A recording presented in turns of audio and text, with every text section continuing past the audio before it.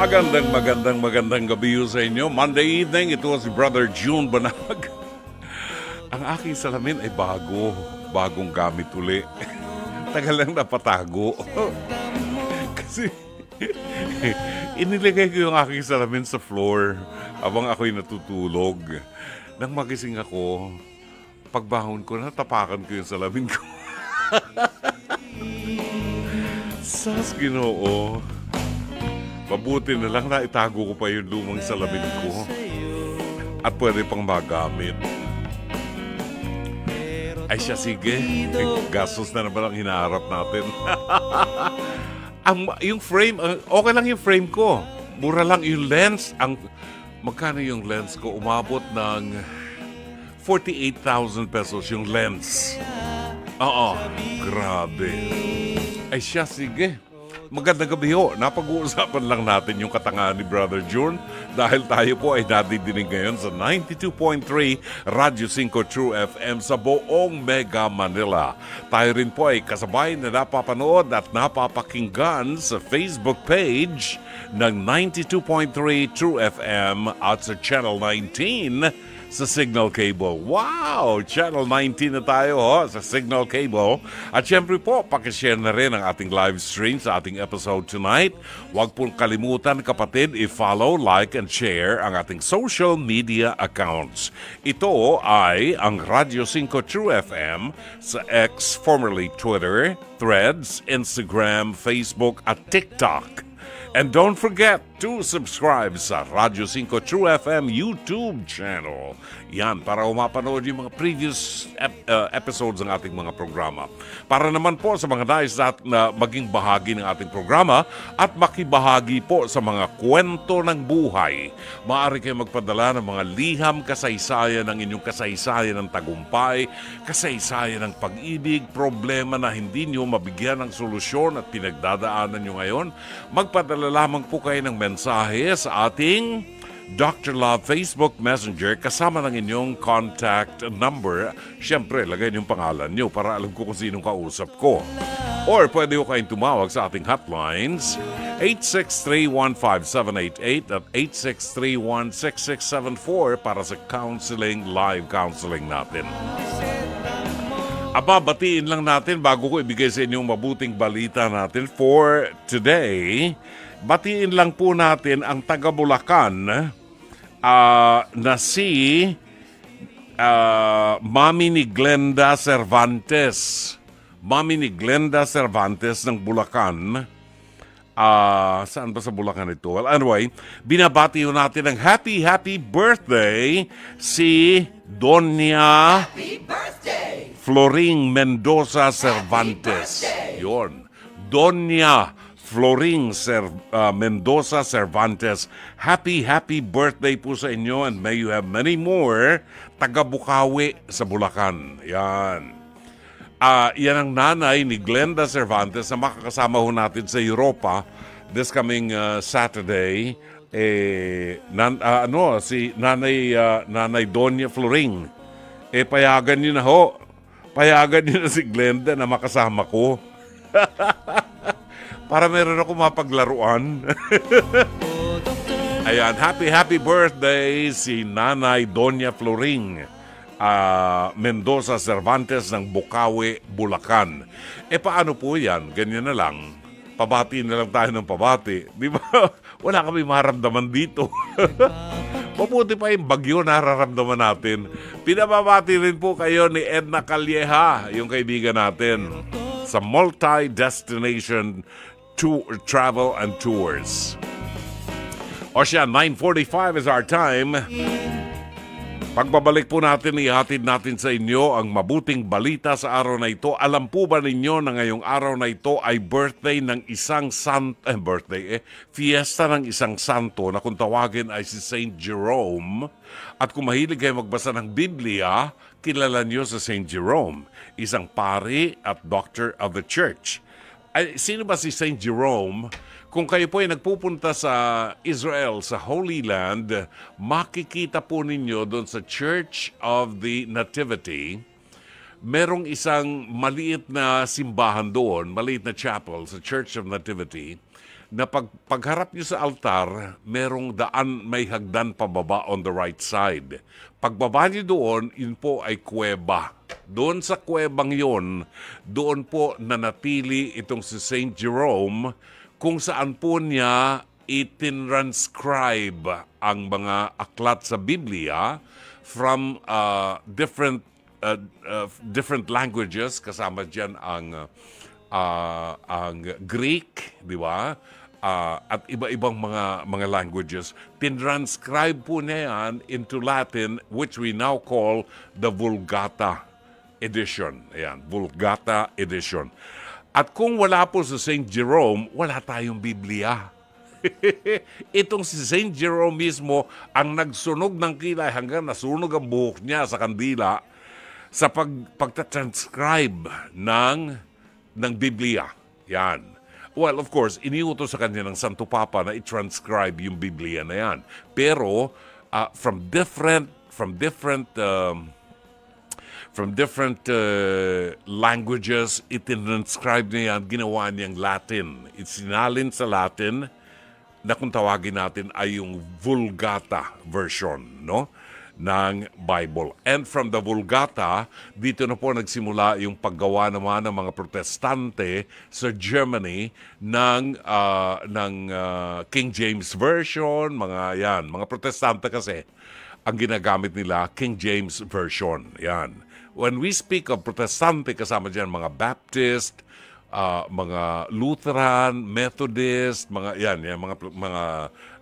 umbrella ng Protestant churches na pinamunuan nung araw ng dating monk, no? Dating monk na tumiwalag sa simbahang Katoliko na nagtayo ng mga Protestant churches. Okay, 9:48 is our time sa programang Dr. Love Radio Show. Pagkain pang-spiritual. Mga salita ng Diyos na nag-iiwan ng pag-asa, kapanatagan at kapayapaan. Pagkain pang-spiritual, hango sa bagong tipan ng banal na aklat.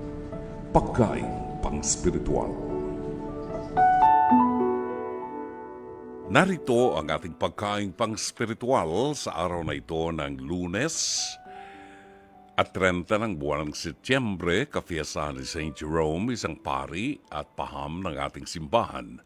Ang mabuting balita ay matatagpuan sa 9 na kabanata ng Ebanghelyo sang-ayon kay San Lucas, talata 46 hanggang 50. At nagtalo-talo ang mga alagad kung sino sa kanila ang pinakadakila.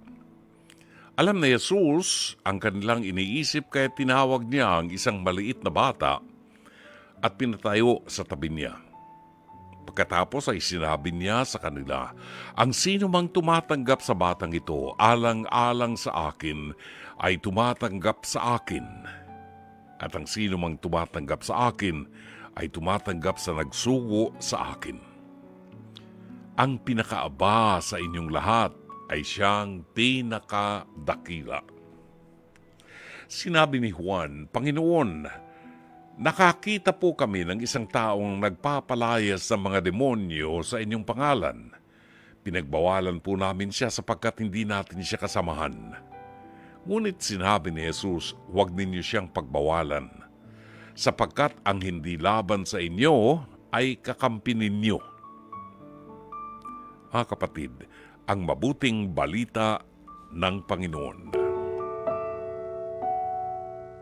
Pagkain pang-spiritual. Mga salita ng Diyos na nag-iiwan ng pag-asa, kapanatagan at kapayapaan. Pagkain pang-spiritual. Hango sa bagong tipan ng banal na aklat. Pagkain pang-spiritual. Maraming salamat po. Ating oras 9:53. Sa bahaging ito ng ating programa, atin pong ihahatid sa inyo ang bahagi ng episode ng programang Face to Face na napanood po kaninang umaga. Ito po ay napapanood sa programang Face to Face, Lunes hanggang Biyernes, alas 10:15 hanggang alas 11:15 ng umaga sa TV5 at may replay po ito sa Signal TV 1PH Channel 1 alas 8 ng gabi hanggang alas 9 ng gabi.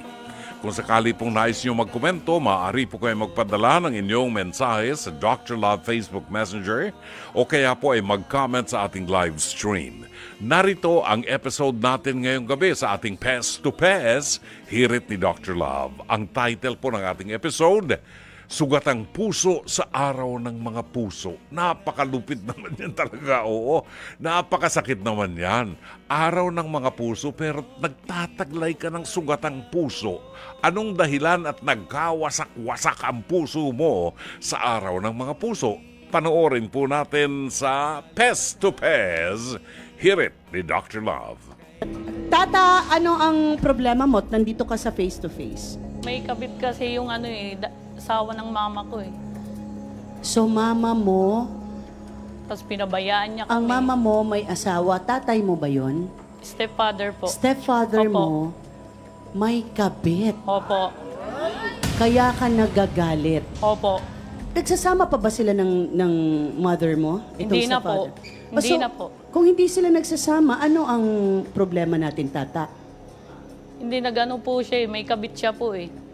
Asan ba tatay mo? Ano po, patay na po. Patay na. So, stepfather mo to. Opo. Okay. Ngayon, nagagalit kayo kasi meron ng kinakasama Opo. at hindi kayo nasusustentuhan. Opo. Kasal ba ang stepfather mo tsaka nanay mo? Hindi po. Mahal pa ba ng nanay mo itong stepfather mo? Ayaw na daw niya po eh. Sinong ayaw na? Kay asawa niya po, si Jabar. Yung stepfather ko po, ayaw niya na. Ayaw na ng nanay mo sa stepfather Opo, mo? kasi may kinakasama na daw siya eh. May nangyari na sa kanila. Okay, so ano talaga yung ikinagagalit mo, tata? Kasi po, hindi na siya umuwi sa amin po eh. Okay, kakahiwalay lang nila kailan? Opo, ito lang ngayon September po. Okay, eto lang ngayong September. Dahil may kabit. Kabit siya. Okay, may kinakasamang iba Opo. ng babae. Opo, mas Okay. matanda pa sa nanay ko po. Mas matanda pa sa Opo. nanay mo. Okay. Sino ang babae? Kilala mo ba yung binababae ng tatay mo? Opo, kilala ko po. Anong pangalan? Rose po. Rose. Okay. Siya raw ang dahilan kung bakit sugatan ng puso ng nanay ni tata. Jabar, pasok. Ayan, oh, yan. Kinabit niyan. May kabit yan eh. Dinala pa sa bundok. Tapos ngayon, iniwanan ng mama ko. Pati Ano? sagana ka pa nagpalit sa nanay ko. Pangit yun. Mas matanda pa sa nanay ko. Jabar, diretsahang tanong, totoo bang pinaglaruan mo lang ang puso ng nanay ni tata? Hindi po totoo yun. Yung sinasabi niyang babae, hindi po totoo yun. Totoo Hindi yun. totoong may babae. Hindi po. Kaibigan lang po kasi. Hindi, totoo yun. Kabit mo yun. Nag-inom lang Kabit mo yun. yun. Naging pasero ko lang po yun. Pasayro ninyo sa Kabit mo yun. tricycle. Tricycle driver po ako. Tapos, Wala naman po kaming relasyon yun. Siguro nakita niya lang kami nag-uusap. Akala niya may relasyon kami. Hindi ko na may pagpapalit yung nanay niya.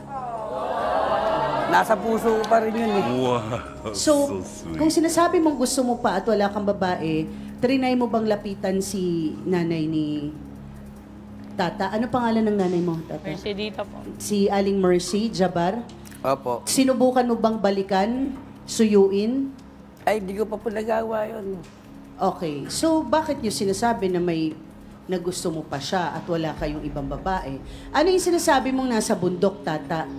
Doon sila tumira po sa sa bundok. Bundok ng ano? Sa Timberland po. San Montalban, Mateo pa San po. Mateo. Sino ang kasama niyang tumira sa bundok? Si Rose po.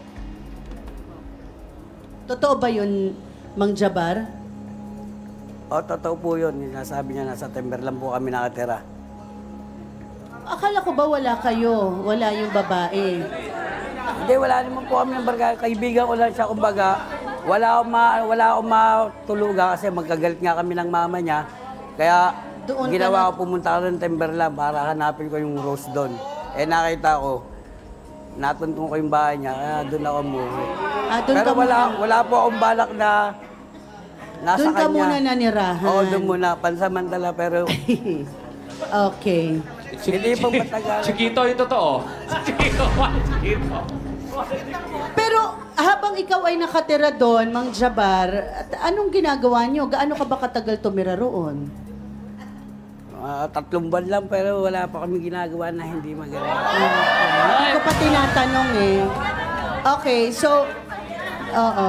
Magkatabi man, pero magkatalikod. Magkatabi. Pwede naman po yun eh. Pwede yun. Pwede yun, matutulog ka lang. Ito yung kwentong malabong malinaw. Walang galawan yun, walang galawan yun. Totoo po yun. Oo. Mang Jabar naman, kinikwentong barbero mo ko. Hindi po. Pagpapatunay na ang pag-ibig ay walang pinipiling edad, race, or whatever. Basta tumibok ang puso, magmamahal. Kay Tata, may pag-asa pa tayong makatanggap ng sustento kung tutulungan mong maibalik ang relasyon ng nanay mo at saka ni Jabar. Para kay Mercy naman, nakikita ko sa iyo, Mercy, na may pagmamahal ka pa rin kay Jabar. Talaga lang, pinipigil mong ipakita sa amin ang init ng pagmamahal mo sa kanya dahil nandiyan nakaharap si Rose. Nagsiselos ka pa rin kay Rose. Kay Jabar, mahaba ang buhok mo, kuya. Napakahaba ng buhok mo. Napakaswerte mo. Mayroon kang Rose na nagmamahal sa iyo na ini-ignore mo lang ang kanyang pagmamahal sa iyo dahil ang gusto mo ay bumalik ka kay Mercy na nararamdaman mong may pagmamahal pa rin sa iyo. Pero hindi ko lang malaman kung magiging tapat ka kay Mercy sa kanyang sa muli mong pagbabalik sa kanya. Ipagdasal natin, Mercy, na mabigyan ng isang pagkakataon pa kung totoong nagmamahal ka. Pwede namang magbago ang lahat. Pero Jabar, hindi ko nakikita ang pagbabago sa iyo. Buwisit ka. Oo. Maraming salamat. Mag-isip-isip ka, Mercy, sa anumang desisyon mo. And Rose, huwag mong bayaang masira ang edad natin. Sa edad natin ito, kailangan masayahin tayo at wala nang problema, ha? Thank you. Maraming salamat, Dr. Love. Walang anuman, Mama Carla. Talaga naman si Tata, oo. Kaya pala hinahabol yung kanyang stepfather na hindi naman kasal sa nanay niya. Naputol ang sustento dun sa kanyang anak. Bakit ba kailangan sustentuhan yung anak niya? Ano ba yan? Ako ba ang tatay niya at kailangan sustentuhan ko yan? Ang gulo ng problema ninyo talaga. Ang gulo ng buhay ninyo. Hindi naman pala kasal. Bakit hinahabol-habol nyo pa si Jabar? Pabayaan nyo na siya. Sas Ginoo, baka meron kayong opinyon, meron kayong mensahe, maaari po ninyong ipadalangin yung mensahe sa ating programa. Kung kumukuluman ang dugo nyo sa galit, ipadala lamang po yan sa Dr. Love Facebook Messenger o kaya po ay mag-comment sa ating live stream at bibigyan daan po natin yan sa ating programa. Oras natin, 10:02 ng gabi. Alright, 12 minutes after 10, tayo po ay nasa pangalawa, tuling bahagi na ng ating programang Dr. Love. Bigyan daan lamang natin yung mga nagpadala ng mensahe sa atin, ho. Maraming salamat po at magandang gabi kay Alani Hungko ng Kuwait, kay Lance Abelion na palagi nating kasama rito buhat sa Sampaloc. Chill daw muna siya ngayong gabing ito. Marvin Riabad ng North Caloocan, nagpapacheck ng attendance. Angelita Banataw ng Pateros. Julieta Sugitan, Lori Feria Flores ng Pasay City. Francis Anthony Gador ng Antipolo City. Sabi niya, October na po bukas, it's my birth month. Always listening from Antipolo City. Okay, 13 minutes after 10 o'clock. Kayo po ay nakikinig sa palatuntunang Dr. Love. Kasama niyo si Brother June Banaag until 11 o'clock. Ang programang ito ay sumasa inyo Lunes hanggang Viernes. Alas 9:30 hanggang alas 11 ng gabi. Ngayong gabi, sapagkat Lunes ngayon, ang araw ng Lunes ay binibigay ho natin sa mga kabataang Pilipino na mayroong mga kakaibang talents. Mga talents na hindi ko kaya. Ayun. Talentong hindi ko kayang gawin. Alright. Para mabigyan natin ng, bakit na echo ko? Para mabigyan natin ng magandang pagkakataon para magkaroon ng break sa mainstream, sabi nga, no? ang mga kabataang ito. Gusto nating madinig yung kanilang kakayahan sa iba't ibang larangan, di ba? Kasama natin ngayong gabi ay isang young recording artist and music producer. Sa batang ito, music producer na siya, na isa sa mga talents ng director namin sa programang Face to Face sa TV5 na si Direct Frank Mamaril. Ladies and gentlemen, on Dr. Love, let's welcome Kier. Hello, Kier. How are you? Thanks for coming. I'm really in awe po because in-invite niyo po dito to sing and to render my talent. Wow! Karangalan namin makasama ka rito. Pinapakinggan ko yung song mo. Ang title ng song na yan, mga kaibigan. Huwag sana. Yes po. Merong line doon na sinabi mo na mahirap ang mahal ng ikaw lang ang nakakaalam. Pero dumadaan yan. Nagsisimula sa ganun yan no? Sa akin nung araw, may mga crush ako nung araw. Infatuations baga. Yun. Na hindi niya alam pero mahal na mahal ko siya. Pero kaya lang hindi ko masabi dahil takot ako na baka ma-reject po ma-reject, tayo. Natutorpe na lang. Oo, yun. Torpe ako nung araw eh. Same po. Naranasan mo. Ilang taon ka na, Kier? I'm only 25 years You're old. 25. You look very young. Salamat Oo, po. parang 20 years old lang to, no? 25. And you, saan ka nag-train ng pagkanta? Meron bang nagtuturo sa'yo?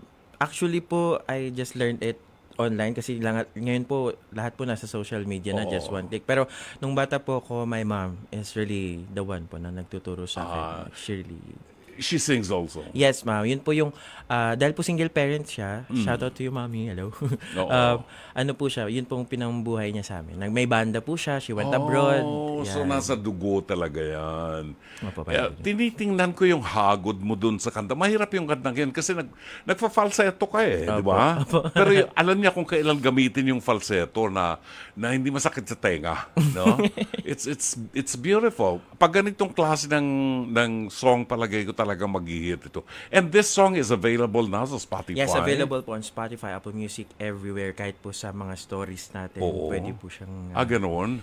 Okay. I wonder why, nung anong difference, nung panahon namin kasi, mga panahon ng 45 RPMs, long playing albums, ganyan ang ginagamit namin. Ano ang basihan natin ngayon kung digital na kasi, no? Nung digital. araw, if you go to Recto, Raon sa Manila, doon ka bibili ng mga 45 RPMs. Nababase yan ng mga recording companies sa demand ng tao. Paano ninyo binabase ang popularity ng song? Ngayon po, meron ng, katulad po halimbawa sa Spotify, kada play po ng tao na makikinig, nakikita po doon yung count. Like, kunwari, ito na yung number of streams. They call it streams or number of plays. Ganun po. Kaya, of course, the more na mas mataas po yung numbers, the more na mas parang... When they play the song, they don't pay for it? You don't get anything? Not yet. There's a threshold po. Kung tawagin. Ito lang na, I think sa Spotify, the minimum would be 100,000 streams. Po, kung umabot ka na sa 100,000 streams, nagsisimula na yan magmo-monetize na yun. And then they can also download the song. Yes, download the song anywhere. This is a beautiful song entitled, Huwag Sana. Kailan mo na-record to? I recorded it po January. Then, nirelease ko po siya February 14. Of this year? Opo. Wow, it's beautiful. It's beautiful. Bago lang. So, meron ka na bang mga gigs, mga regular na kinakatan? Regular po wala, but Bakit My Place po, I used to be on Olongapo City po, sa Zambales. Lagi po akong kumakanta kahit saan, even on front acts on mall shows and music festivals, kanyan, even po dito sa Quezon City minsan and everywhere. Na-invite po ako to sing. Kumbaga, bago lumabas yung main artist, ako muna, ganun. Siyempre, pangbuhay po, ganun po. Yun po yung madalas kong ginagawa. Sometimes I sing kahit walang fee, okay lang. Basta kasi really wanted to let the people hear my voice, showcase my talent. At saka ligaya mo na yun, di ba? Opo. Alam mo, one of these days, ikaw na yung main act. Hindi na ikaw yung sa front act, di ba? Wag lang lalaki ang ulo mo, ha? Of course po. Meron ka pang isang song na nakaan. Actually, nirequest namin talaga na bigyan tayo ng 3 kanta with the kind of voice this guy has. Parang ang sarap pakinggan. Gusto ko madinig yung iba-ibang mga genre. Anong tawag doon sa genre ng unang song mo? It's called modern pop R&B po. Okay. R&B, modern pop. Apo, parang Okay. ganun po. Can you sing songs like, yung edad ko lumalabas, ano? Songs like, yung mga kinakanta ni na Michael Bublé, mga tipong, old songs pero nilapatan niya ng bagong areglo. Opo, actually, isa po yan sa mga music influences ko, si Mr. Michael Bublé and Oo. also Frank Sinatra. Mga ganun. Yes, great. Oo. So pwede ka mag-shift from modern to the old songs, Yes. standard songs. Okay. I try my best to shift from different This second song that you're going to sing is entitled "Fly Me to the Moon." Ito ba yung "Fly Me to the Moon" na Yeah. napatanyag nung araw? Opo, ni Mr. Frank Sinatra. Oo, ni Frank Sinatra. Okay, so let's hear it from Kier. Fly Me to the Moon. 10:47 ang tumpak na oras ngayong gabi ng Lunes sa programang Dr. Love. Kasama niyo po si Brother June Banaag hanggang alas 11 ng gabi. May na-receive akong mensahe buhat po sa aking kaibigan kay Tessie ng Batanes at nagpadala siya ng information na napakalakas ng bagyo sa Batanes, no? Signal number 4, ganun ba? Itong bagyong si Julian. Now, may mga ibang rehiyon na nag-cancel po ng mga pasok sa eskwelahan. At baka po may mga nakikinig sa atin sa iba't ibang provincial, lalawigan na apektado ng bagyo. Narito po ang ating pinakahuling informasyon na maibabahagi po. Wala pong pasok sa mga sumusunod na lugar sa bansa sa Martes, October 1 dahil po sa pananalasa ng bagyong Julian. Ano ito? Walang pasok sa eskwelahan? Okay. In all levels ba ito? All levels? Okay. Ito. Sige, tingnan natin ha. Sa Region 1, Ilocos Region, wala pong pasok sa Dagupan City, Ilocos Norte, La Union at Pangasinan. All levels, both public and private. Sa Region 2, Cagayan Valley, sa Batanes, all levels, walang pasok, public and private. Sa Apari, Cagayan, ganun din po, all levels, public schools, no? Sa Apari, Cagayan. Sa Lalo, Cagayan, lahat po ng antas ng eskwelahan, public and private, wala pong pasok. Sa Tuwao, Cagayan, all levels, public and private. Cordillera Administrative Region sa Abra at Benguet, lahat po ng antas, walang pasok sa pampubliko at pribadong eskwelahan. Apayao, mula po kindergarten hanggang grade 12, walang pasok. Sa Baguio City, walang pasok sa preschool or senior high school, both public and private. Yan, maraming salamat po sa inyo. Dito sa Kalakhang, Maynila, hindi pa natin masyadong nararamdaman ang bagyo. Pero up north ay napakalakas po ng tama sa kanila. Signal number 4. Kaya mag-iingat po ang ating mga kababayan dyan. At kung meron po kaming maitutulong sa inyo, maaari kayo makapag-ugnayan po sa ating mga hotlines dito sa ating himpilan. 863-15788 at 863-16674. Narito ang ilan sa mga nagpadala ng mensahe sa ating programa. Engineer Mercy Santos ng Pasig City. Good evening, Pards. Pakibati po ng happy listening kay Mr. Casio Gan ng Cavite. Mr. Casio Gan ng Cavite, magandang gabi at maraming salamat po sa inyong pakikinig. Kay Mark Racel Dacuba, buwabati ng Merry Christmas. Hindi tayo nakakatugtog ng pamasko ngayon Susan Reyes Montinola ng San Pedro, Laguna. Si Angelita Agulo ay bumabati ng magandang gabi. Pabati po sa nag-iisa kong anak na nawalay na sa akin, si Julian. Mahal na mahal ka ni Mama. Gabayan ka naman ni Lord sa bawat oras. Maraming salamat. Nanay si Aling Angelita Agulo. No? Jeffrey Cartagena, pa-shoutout po sa lahat ng mababait na tao sa buong mundo. Paano hindi mabait? Shout out din natin sila. Willie Factor.